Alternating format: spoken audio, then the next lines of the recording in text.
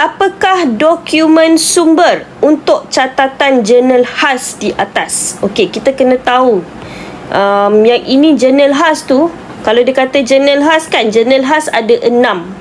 Sama ada jurnal jualan, jurnal pulangan jualan, jurnal belian, jurnal pulangan belian, jurnal penerimaan tunai ataupun jurnal pembayaran tunai. Tu adalah 6 jurnal khas. Kalau kita tengok dekat sini, yang dekat bawah tu akaun jualan kan.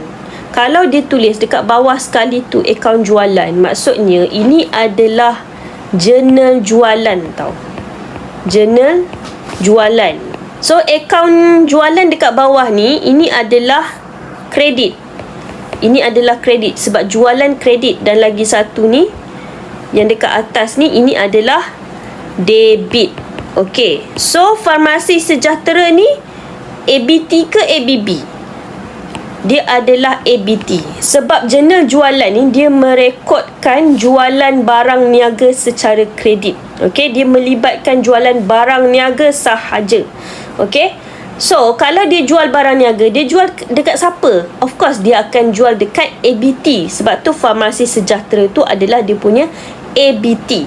Kalau dia jual barang niaga secara kredit kepada ABT, apa dokumen sumber yang terlibat? Of course, kalau jualan barang niaga dia melibatkan invoice. Invoice ada 2, satu yang salinan, satu yang asal. So sekarang ni invoice yang diperlukan untuk syarikat Pemezon Sendirian Berhad ni untuk rekod dia punya maklumat tu, invoice yang asal ke invoice yang salinan? Yang jual tu Pemezon, betul tak? Pemezon Sendirian Berhad dia jual barang dia kepada Farmasi Sejahtera.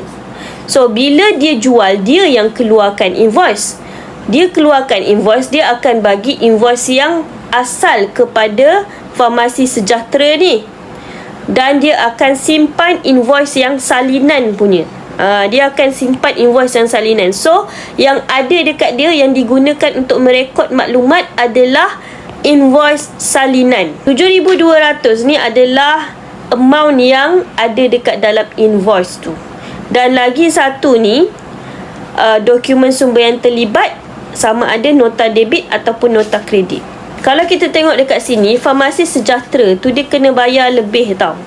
Mula-mula hutang dia dekat Pemezon Sendirian Berhad ni, hutang dia 7,200. Lepas tu tiba-tiba hutang dia bertambah. Bertambah 300. Kenapa hutang dia bertambah? Kenapa Farmasi Sejahtera ni dia kena bayar dekat Pemezon Sendirian Berhad 300? Sebab apa? Sebabnya Pemezon Sendirian Berhad ni dia terkurang charge. Sepatutnya Pemezon Sendirian Berhad ni dia kena charge dekat Farmasi Sejahtera ni dalam 7,500 sebenarnya. Yang dia kena, Farmasi Sejahtera tu kena bayar 7,500. Tapi pada 6 Mac tu dia tulis dekat dalam invoice tu 7,200 je. Dia tersilap. So, amount tu tak cukup sebenarnya. And then, Farmasi Sejahtera tu kena tambah lah berapa yang tak cukup, 300. Sebab tu 300 ni dimasuk dekat dalam jurnal jualan. Sebab itu adalah sebahagian daripada jualan sebenarnya yang tak cukup tu. Dokumen apa yang terlibat tu kalau terkurang charge?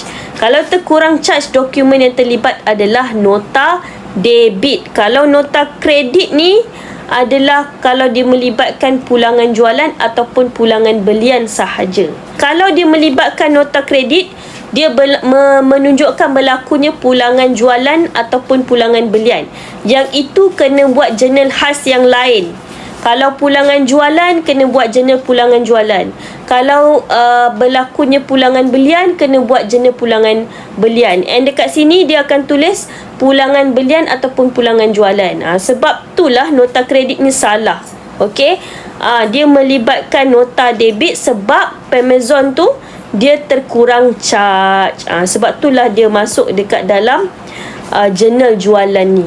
Okey? So, jawapan dia adalah 1 dan 4B.